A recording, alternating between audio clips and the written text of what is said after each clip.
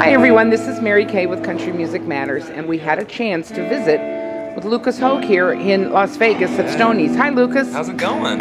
Fine, we haven't seen you since CMA Fest. I know it. It's last been year. long. And yeah, it has been, but I'm glad you're here now. Me too.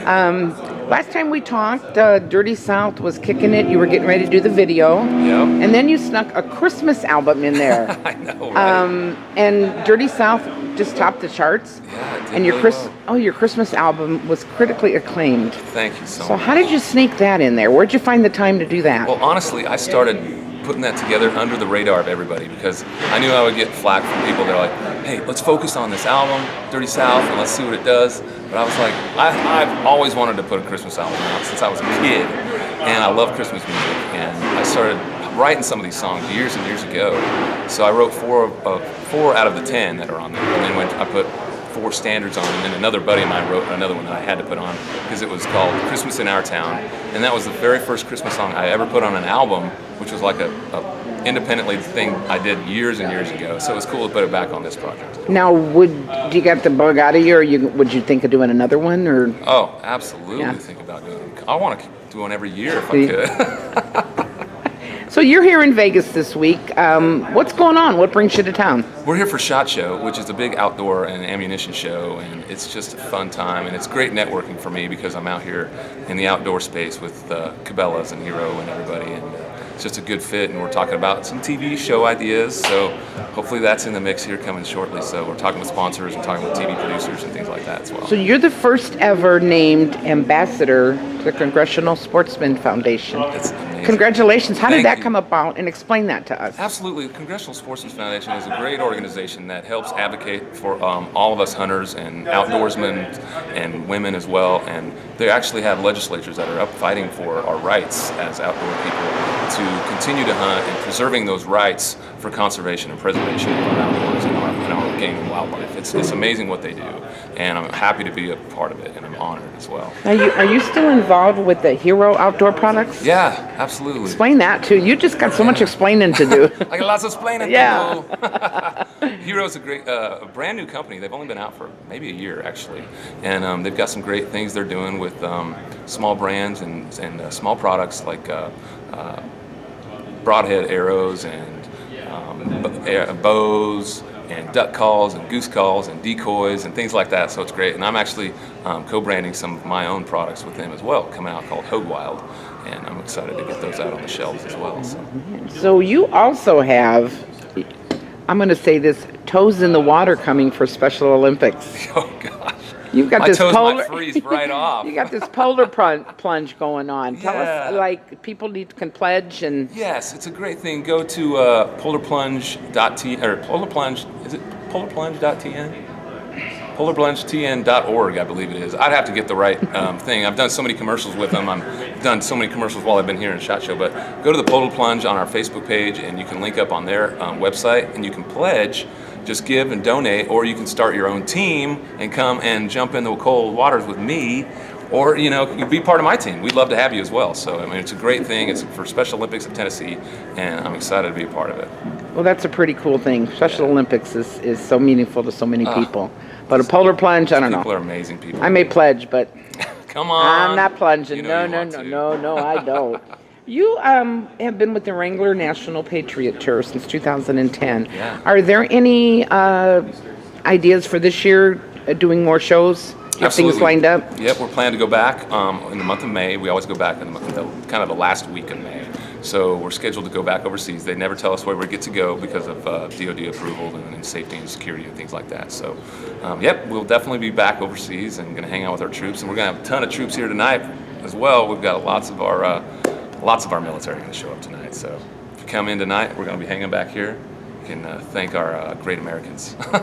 So you're very active on that social media. Yeah, gotta be these days. You right? have to be, because that's the outlet, and I honestly, fans appreciate it. I'm glad. You know? I love interacting with the fans and getting to know them and things like that too. We do What's Up Wednesdays because I want to know what's going on with everybody else. I mean, everybody gets to see what I do, but I want to see what they're doing too.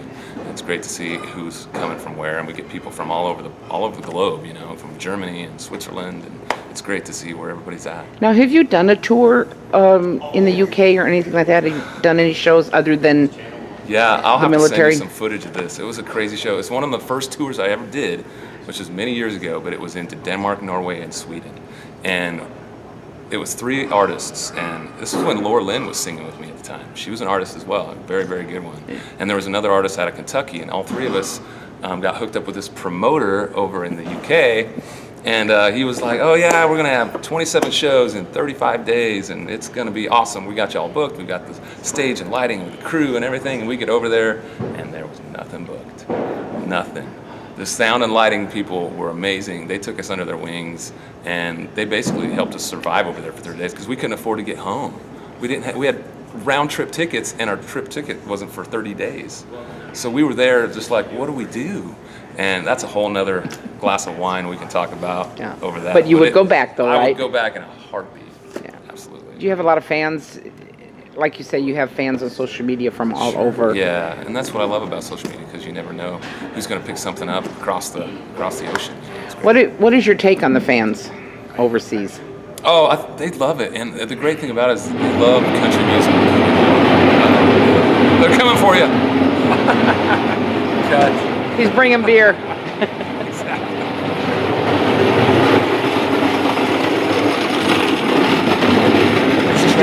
He's just doing his job. Exactly. I love it.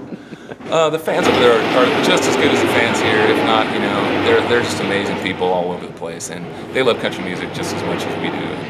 And it's great because when we were doing the tour over there, they've got big line dance following over there, so they would show up with cowboy hats and in chaps and have like fake 6 guns on their sides and spurs. So I mean, they're into it, and I love that. I love that about it. That's good. That makes you feel appreciated when you go over there and you know it's worth the trip. Yeah, absolutely. Now, how many times have you been on the Opry?